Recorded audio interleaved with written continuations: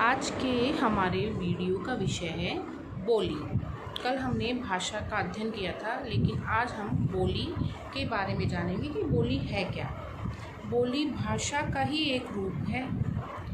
सीमित क्षेत्र में बोली जाने वाली भाषा बोली कहलाती है। तो जो भी भाषा सीमित क्षेत्र में बोली जाती है उसको हम क्या बोलेंगे? बोली बोलेंगे।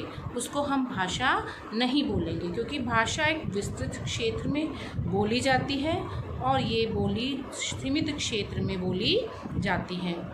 बोली का लिखित रूप नहीं होता।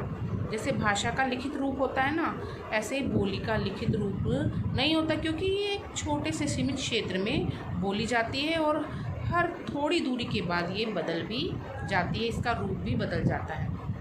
छोटे भूभाग में बोली जाने वाली भाषा ही बोली है। जो भाषा छोटे भूभाग में बोली जाती है उसको ही हम क्या बोलेंगे? बोली बोलेंगे। बोली भाषा का स्थानीय रूप है, अर्थात ये स्थानीय भाषा है, स्थानीय रूप है। बोली भाषा का क्या है? स्थानीय रूप है। भाषा तो क्या होता है कि व्याकरण के नियमों से बंधी होती है। भाषा का शुद्ध रूप लिखना होता है, शुद्ध रूप बोलना होता है, भाषा का एक स्वरूप होता है।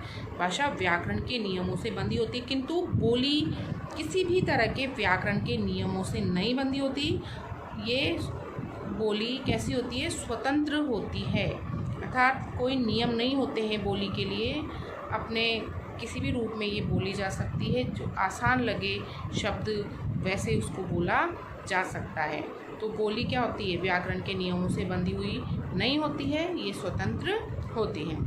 बोली के लिए एक कहावत भी प्रचलित है, कोस कोस पर बदले पानी, चार कोस पर बानी। कहा जाता है कि भारत में हर कोस पर पानी का रूप बदल जाता है और चार कोस पर बोली भी बदल जाती है। एक कोस में 3 किलोमीटर होते हैं। तो ये हम इस दोहे के अनुसार ही समझ सकते हैं कि ये एक सीमित क्षेत्र में बोली जाने वाली है, इसलिए हम इसको क्या बोलते हैं? बोली कहते हैं। कोई भी बोली विकसित होकर भाषा का रूप ले लेती है। जब कोई बोली विकसित हो जाती है तो वो किसका रूप ले लेती है? वो भाषा का रूप ले लेती है, क्योंकि कह रहे हैं हम कि विस्तृत क्षेत्र में बोली जाने वाली भाषा और सीमित क्षेत्र में बोली जाने वाली बोली।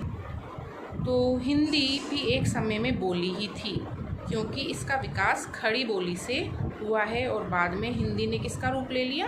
भाषा का रूप ले लिया। तो हर भाषा जब विस्तृत रूप ले लेती है, बड़े क्षेत्र में बोली जाने लगती है, उसमें साहित्य लिखा जाने लगता है, तो वह भाषा का रूप ले लेती है।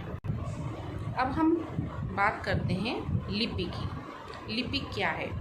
लिपि का अर्थ होता है किसी भाषा की लिखावट, किसी भाषा की लिखावट या लिखने का ढंग। हम किसी भी भाषा को कैसे लिखते हैं उसके कुछ नियम होते हैं। उसको लिखने के लिए कुछ निश्चित ध्वनि संकेत होते हैं, लिखित ध्वनि संकेत, कुछ निश्चित ध्वनि संकेत होते हैं, चिन्ह होते हैं। तो वो जो लिखावट होती है या लिखने का ढंग होता है वो लिपि कहलाता है। तो हम इसको ऐसे समझ सकते हैं, किसी भाषा को लिखने के लिए जिन चिन्हों की आवश्यकता होती है या ज़रूरत होती है उन चिन्हों को ही हम लिपि कहते हैं। अर्थात जिन चिन्हों के द्वारा हम भाषा को लिखते हैं वो क्या कहलाती है? लिपि कहलाती है। लिपि भाषा का लिखित रूप है। अलग अलग भाषाओं की लिपि भी अलग अलग होती है, क्योंकि उस भाषा को लिखने का ढंग व चिन्ह भी अलग अलग होते हैं। हमने देखा है हिंदी में अलग चिन्ह है और अंग्रेजी में अलग चिन्ह है। हमने पंजाबी लिपि भी देखी होगी, पंजाबी में अलग चिन्ह होते हैं। तो ये सब क्या होते हैं? लिपि होती है। हर भाषा की अलग अलग लिपि होती है। लिपि को लिखने के लिए भाषा के निश्चित चिन्हों का प्रयोग किया जाता है। तो हम जब लिपि को लिखते हैं, भाषा को लिखते हैं, तो निश्चित ध्वनि चिन्हों का प्रयोग करते हैं। हिंदी भाषा की लिपि देवनागरी लिपि है। तो जो हमारी हिंदी भाषा हम लिखते हैं, हम जो वर्ण हैं हमारे सारे अ से लेकर के तक, ये सारे, ये कौन सी लिपि कहलाती है? ये देवनागरी लिपि कहलाती हैं। तो हम मैं बताती हूँ कि कौन सी भाषा की कौन सी लिपि है। हिंदी, संस्कृत और मराठी की लिपि एक ही है, देवनागरी लिपि में लिखी जाती है ये।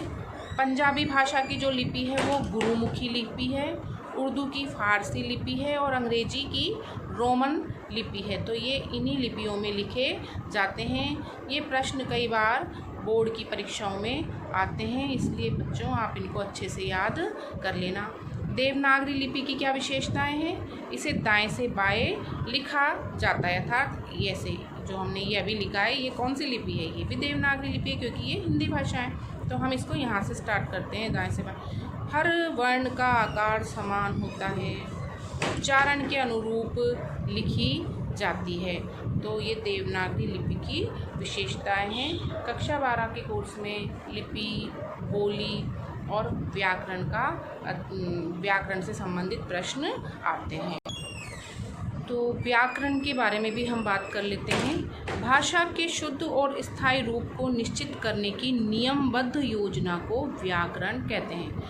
किसी भी भाषा को शुद्ध कैसे लिखा जाए, उसका क्या रूप हो, तो उसको निश्चित करने के लिए एक नियमबद्ध योजना होती है हर भाषा के लिए। तो वही हम क्या कहते हैं? व्याकरण। तो व्याकरण वह शास्त्र है जिसके द्वारा किसी भी भाषा के शब्दों और वाक्यों के शुद्ध रूपों एवं प्रयोगों का ज्ञान करवाया जाता है। भाषा में शब्दों का उच्चारण कैसे हो, शब्द प्रयोग, वाक्य गठन, अर्थ प्रयोग आदि का ज्ञान व्याकरण के अंतर्गत आता है।